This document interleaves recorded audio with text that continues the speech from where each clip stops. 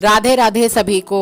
आप सभी को सफला एकादशी की हार्दिक शुभकामनाएं। तो जैसा कि 2024 के इस प्रथम सप्ताह के अंतिम दिवस यानी रविवार को यह एकादशी का शुभागमन हो रहा है। 7 तारीख को इस एकादशी का व्रत रखा जाएगा।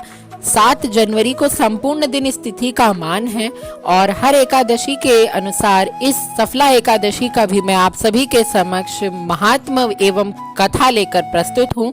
तो आप सभी भगवान श्री हरि का चिंतन करते हुए सावधानी पूर्वक इस परम पावन मनोहारी महात्म्य का श्रवण करें एवं अपने जीवन को सफल बनाएं। तो चलिए सुनते हैं भगवान के इस महात्म्य व व्रत कथा को। पौष कृष्ण पक्ष एकादशी। युधिष्ठिर ने प्रश्न किया कि हे मधुसूदन, पौष कृष्ण एकादशी का नाम क्या है और उस दिन किस देवता की पूजा की जाती है, ये मुझे विस्तार से कहिए। भगवान श्री कृष्ण कहने लगे, हे धर्मराज, एकादशी व्रत से मैं जितना प्रसन्न होता हूँ उतना अधिक दक्षिणा पाने वाले यज्ञ से भी प्रसन्न नहीं होता। अतः इसे अत्यंत भक्ति और श्रद्धा से युक्त होकर करें। हे राजन, अब द्वादशी युक्त पौष कृष्ण एकादशी का महात्म्य सुनो। इस एकादशी का नाम सफला एकादशी है। इस एकादशी को भगवान नारायण की पूजा की जाती है। इस व्रत को विधि पूर्वक करना चाहिए। जिस प्रकार नागों में शेषनाग, पक्षियों में गरुण, सब ग्रहों में चंद्रमा, यज्ञों में अश्वमेघ और देवताओं में भगवान विष्णु को श्रेष्ठ बताया गया है, उसी तरह सब व्रतों में एकादशी का व्रत श्रेष्ठ है। जो मनुष्य सदैव एकादशी का व्रत करते हैं वो मुझे परम प्रिय हैं। इस सफला एकादशी के व्रत की विधि इस प्रकार है। ऋतु के अनुकूल फल, नारियल, नींबू नैवेद्य के तरह 16 चीजें भगवान को अर्पण करें।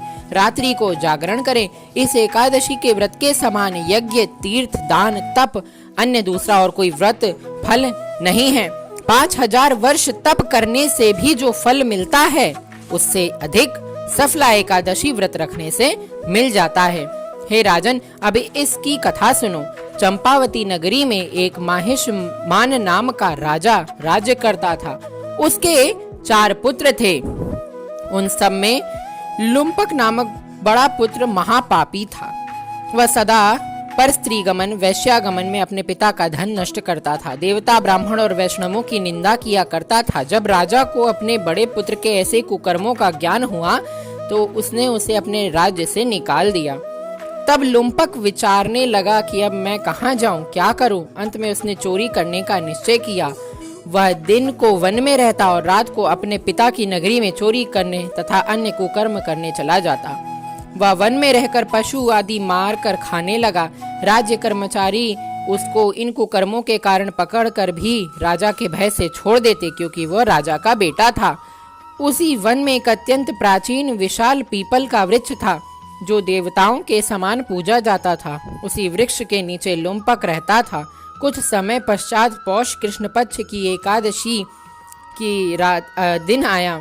उस दिन दशमी की रात्रि से ही वह वस्त्रहीन होने से शीत के कारण सारी रात्रि सो ही ना पाया और उसके हाथ पैर अकड़ गए। वह रात्रि उसने बड़ी कठिनाई से व्यतीत करी और सूर्योदय होने पर मूर्छित पड़ा रहा।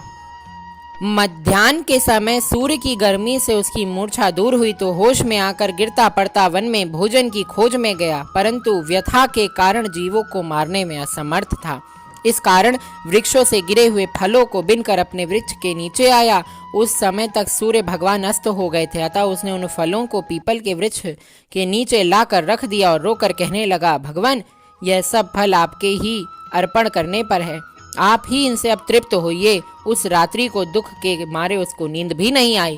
इस उपवास और जागरण से भगवान नारायण अत्यंत प्रसन्न हुए और उसके सब पाप नष्ट करने के लिए प्रकट हुए। दूसरे दिन प्रातः एक समय एक सुंदर घोड़ा अनेक सुंदर वस्तुओं से सजा हुआ उसके सामने आकर खड़ा हो गया और इसी समय आकाशवाणी हुई कि हे राजपुत्र, श्री नारायण भगवान की ऐसी कृपा है कि तेरे सब पाप नष्ट हो गए। अब तू अपने पिता के पास जाकर राज्य को पुनः प्राप्त कर। आकाशवाणी सुनकर लुम्पक बड़ा प्रसन्न हुआ और भगवान के प्रेरणा से दिव्य वस्त्र धारण करके भगवान आपकी जय हो ऐसा कहकर अपने पिता के पास गया और उसने संपूर्ण कथा अपने पिता को सुनाई। कथा सुनकर उसके पिता ने बड़ी प्रसन्नता से उसे समस्त राज्य का भार सौंपकर वन को प्रस्थान किया।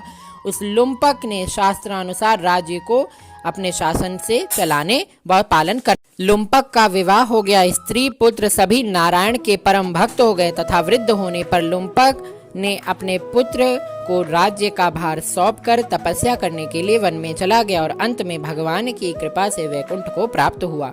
जो मनुष्य भक्ति पूर्वक सफला एकादशी का व्रत करते उनको अंत में मुक्ति प्राप्त होती। जो मनुष्य सफला एकादशी का व्रत नहीं करते वे पूंछ और सींगों रहित पशु के समान इस धरती पर विचरण करते हैं। सफला एकादशी के महात्म्य को पढ़ने व सुनने मात्र से मनुष्य को अश्वमेघ यज्ञ के फल की प्राप्ति होती है। तो बोले श्री भगवान विष्णु की जय। तो ये थी हमारे आज के एकादशी के महात्म्य की परम पावनी व्रत कथा और उसके कथा। आशा करते हैं आपको यह अच्छी लगी होगी। अच्छी लगे तो लाइक करें।